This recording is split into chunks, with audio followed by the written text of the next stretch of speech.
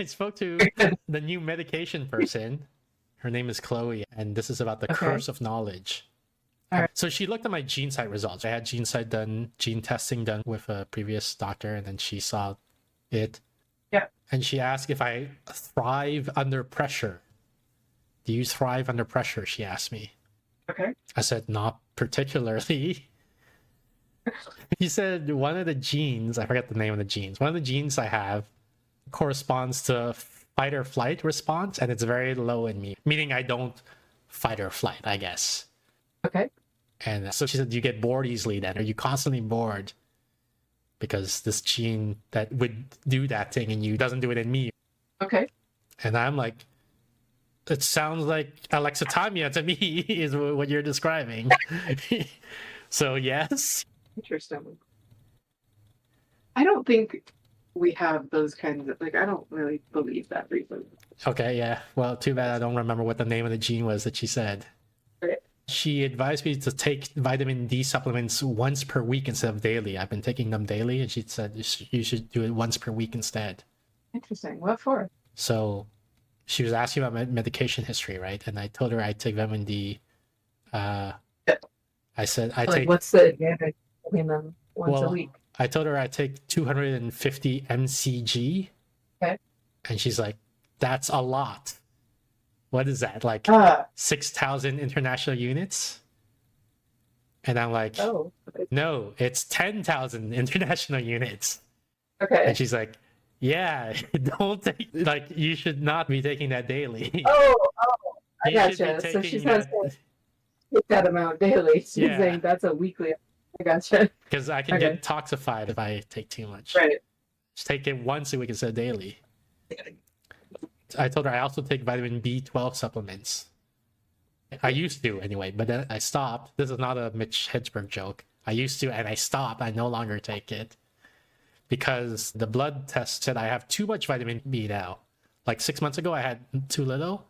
Then I recently, like maybe a month ago, I took a blood test and it says you have too much vitamin B. So she asked how much was I taking, and I said I was taking 5,000 mcg. She says, yeah, that's too much. Don't take that much. You should be taking like 1,000 mcg, she was telling me. And so part of the curse of knowledge thing is, so before I talked to her, the previous doctor was like, we did the blood test from like a year ago and I'm low on vitamin B. And so she's like, you should take vitamin D and you should take vitamin B. And I was like, okay. So I buy the pills, I start taking them, right? Why didn't they tell me, you know, there's a specific amount that you should be taking. Don't just take like any random supplement you find online. Like, don't go and buy the cheapest supplement you find online. Instead, find a supplement that has exactly this amount, because this is the amount that you should be taking. I mean, how did you even, like, how many pills I take you taking? one pill. One pill that gives me these numbers. Each of them, like, the number I give is the amount of one pill. Are you buying them from a vet? I'm buying them. What? I'm going on Amazon. I'm saying, give me the cheapest vitamin B pills you have. Oh my gosh. That strategy always works out well for you. I don't know why I question it. So, like, if there's a amount I'm supposed to be making, why didn't the doctor say that amount? Right? Like, when they give me any other medication, when they give me the depression meds, it's not like they said take some amount of aripiprazole. Doesn't matter. No, they're like, specifically take 1 milligram of aripiprazole or whatever the amount is. Right. So because of that, I have the impression that if they don't tell me, then anything is fine, right? Like, if it's for sale on Amazon, I'm assuming it's safe, you know, because the FDA was like, yeah, looks good. So it's like, it doesn't matter. Buying it from America, obviously. So I'm assuming whatever is good, like whatever I can get, it's fine. So I buy something and then I take it. And now this doctor's telling me, yeah, don't take those. That's way too much. It's never occurred to, like, vitamins, when you buy them in America, are sold in the right dosage. Yeah, that's what I bought. I don't even know. I'm under the assumption that what I got was the right dosage. So I buy it and then I take it. And now my doctor's telling me, like, vitamins are sold in usually 2 quantities, like regular and extra strength. And extra strength is 1,000. For which I- one? Because it's different for the vitamins, right? You need different amounts of different B. vitamins. B? Like B. Yeah. like what's the word that starts with B? Like burger? Yes. You're saying 1,000 is extra strength? Yes. Yeah, she told me only take 1,000. I've been taking Yeah. 5,000 Yeah. daily. What the hell? 5,000 daily. How? Because that's what the pill is. That's for rhinoceroses. I mean, You buy vitamins from a large animal vet. Like, what? How do you even get? How is that even legal? it says on the bottle that it's manufactured in California. For horses. I don't know if a horse could take this much, actually. Rhino might be more apt, Yeah, like you're probably saying. not. It would probably kill the horse. Is probably correct. Yes. My point, okay, so this for all the doctors who watch my stream, right? If there's Right. amounts that they should be taking, tell them that amount. Right. Do not assume that they're buying their vitamins from a reputable dealer. The same Dr. Chloe, the new one. She's the one coordinating my Esketamine, Yes. which is the nasal spray. It's working. I haven't taken it yet. It hasn't started. Okay. Something's working. That's the thing. Okay, yeah. Real quick digression. I mentioned last stream my old doctor is retiring or something like that. I'm giving names because there's so many doctors involved in this story now, so we have to say which doctor we're talking about. I used to see a doctor named Lisa. She's retiring. So now I'm starting to see a doctor named Eric. Okay. And there's also Chloe, which is the person I've been talking about up until now for this anecdote for the medication. And Chloe's the specialist for the esketamine and maybe drugs in general. I don't know, because she's been asking about a lot of the drugs I've been taking. Okay. So you were saying something's working. Yeah. So the aside I was going to say is now I got to go back to Eric. He's going to be like, oh, how you feeling? I'll be like, great, right? I wrote a book. I'm doing all this shit. And he's going to be happy. He's going to be, oh, I'm doing a good job. And I'm like, no, because I haven't started any of the treatments you've done doing yet. A terrible job. And this is what I'm talking You're a about total to you, yeah. Eric. And as I've told you, Eric, before in the past, that it's random, my depression. There's no explanation. I don't know why I'm feeling good now. I don't know why I have energy to do things. There was no trigger. I didn't change anything. I didn't start doing things or stop doing things or whatever. I guess technically I stopped taking vitamin D and vitamin B so much.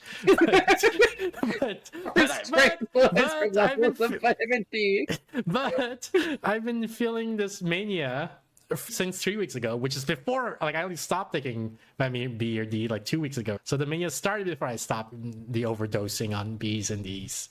Sure. Anyway, so that was a side story about how I'm going to have to tell Eric about how I'm feeling great and how this is not a good thing because it means we don't understand the causation structure yet. We can only hope that it lasts, but we don't have a plan for how to maintain it or anything like that. Right. Anyway, back to the thing with Chloe. Write more books. Yeah. No, the causation's backwards. So clearly, obviously, that you must be joking. It's not that I write a book and that makes me feel good. It said I felt good, so that's why I wrote a book. But So you think. But I do have that pet peeve because a lot of doctors I work with, I think, have that problem, that misconception, right?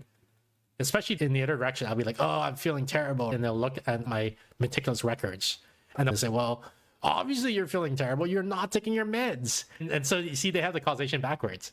It's not that I feel terrible because I didn't take my meds. It's that I didn't take my meds because I'm feeling terrible. Okay. It sounds like you disagree, but you don't want to touch that topic. That's what I'm inferring from what I imagine your body language to be. Infer away. So with Chloe, there's the ketamine. She's a esketamine expert, which is the nasal spray. I've taken ketamine in the past, which is different from esketamine. I take ketamine, which is the IV infusion. So she's like, oh, you've already taken ketamine. Do you want to just jump to the higher dosage of esketamine then? And she says, here's the big difference between ketamine and esketamine. With ketamine, they're continuously injecting ketamine into my blood. Okay. With esketamine, it's a nasal spray. They spray once, and then that's it. I have the esketamine in me. So if I'm having a bad trip, with ketamine, they can stop the machine. But with esketamine, they can't. They just squirt, and now for the next 2 hours, you have all the esketamine that you're going to get for that session. This is what you're doing, yeah. Yeah. So knowing that, do I want to jump straight to the high dosage esketamine since I've already taken ketamine? And I'm telling her, how the hell will I know? I don't like. Yeah. You're the freaking expert. You're the expert. Why Yeah. would I have more information on that than you? I mean, like, I didn't say this, but I know why she's asking, because she doesn't want responsibility, right? Like, if she fucks up, Sure. if it fucks up, if it goes wrong, then I'm to blame because I Right. made the choice, right? Yeah. But like, I have no information to base on. It's not like I've done this to thousands of patients and I know what's the prevalence rate of people going berserker bad high versus not. But she has, right? So maybe. yeah, or this is her first time, right? Good, wish her luck. Right. She also asked me if I eat a lot of red meat, and I told her, well, I don't self-identify as eating a lot of red meat. How much is a lot of red meat, right? Like, yeah,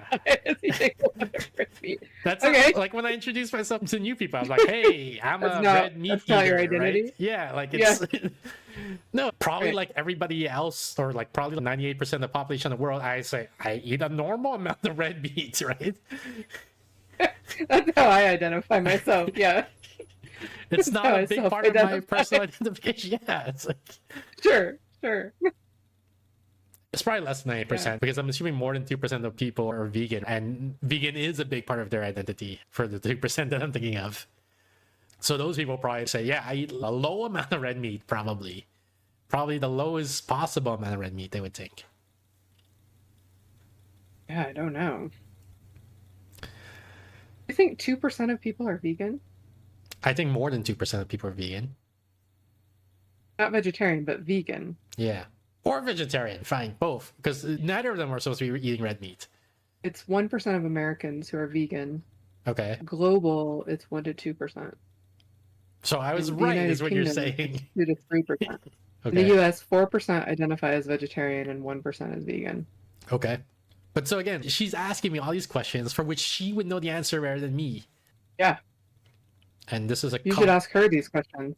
Yeah, I was like, I don't know. Like, as far as I know, I eat a normal amount of red meat. And so now, you know, to continue that sentence, because I know what her follow-up question is going to be, I have to figure out, how do I describe the amount of red meat that I eat to her? You know, I have to like think about it. I'm like, I guess maybe I have like a steak maybe once a month, once every 2 weeks, you know, in that range, like trying to figure out like, what does she need the information for? who knows? Okay. Maybe she's just hitting on me. Who knows, right? Yeah. She's doing a poll. She's trying to figure out what % of Americans identify as vegan. Exactly. Yeah. But so the thing is, you would think that if it's part of your job, you would have developed protocol for this, right? Surely I'm not the first person she asks, do I eat a lot of red meat? So what does everyone else say? Am I being weird? Do neurotypicals have an answer that is easy? I guess so, right? They would say like, no. That's their easy answer. No, I don't eat a lot of red meat. Not something fucked up like I don't self-identify as eating red meat. Like what the fuck does that even mean? That is an unusual answer. Yeah. That is less typical. I think people who've been asked it a lot develop an answer. I think people who eat a lot of it and are worried about it would have an answer. I can answer the question. Yeah, you can, but I'm saying a normie, a normal person, right? With even a normie, they'll just say no, because they don't distinguish between their beliefs and reality. If they think they're normal, then that means they are normal. Right. But me, I'm like, well, I think I'm normal, but how do I even know if I'm normal? Now there's that epistemology question being raised. I do not enjoy questions like that. I enjoy questions like, about how often do you eat red meat? Or let's keep track of your diet over the next 2 weeks and bring it in and I'll look. Yeah, that's because you're weird because like me. Yeah. We're both weirdos. I just don't think people are very good at answering questions like that in general. Which is why you shouldn't ask that question. Because even if they say no, you don't know if it's true or not now. Because they have a warped perception of what's normal. I agree. I think that's a problem with a lot of psychiatry and honestly medicine. is that we're asking people to answer questions that they couldn't possibly have the context to answer.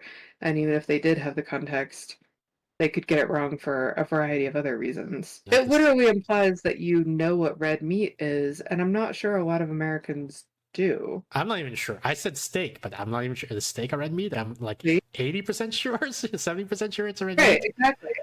And you're not normal. So to me, this is a bad question, and I think we get in a lot of trouble. In psychiatry, they do that all the time. Oh, do you have trouble paying attention? And people say I like don't yes or no, but it's like, self-identify how would you? as having trouble Right. paying attention. How Actually, much? they usually do self-identify, but they don't know what's Yeah, typical or not. How exactly. would Like they? how much do normal people pay attention? Right, There was that exactly. joke. There was a difference therapist I saw. He asked me, "Do you sometimes have violent thoughts?" And I'm like, "Oh, just the normal amount." And I said Right, that with a shit-eating grin because I knew, right. like, that's not the answer you want to hear. What do you Like, think that? Yeah, exactly. That sounds bad. A normal amount of violent yeah, which thoughts is very sounds low, right? terrible. Like, that's the Right, normal amount. I have the normal amount of violent thoughts. right, Very low. exactly. It sounds terrifying. That's the scariest thing I've ever heard. I'm calling the police. That's so creepy to have a normal amount. Yeah, but it's the truth. Yeah. Well, I know, maybe even below I know, and average. that's terrifying. And a Stephen King novel.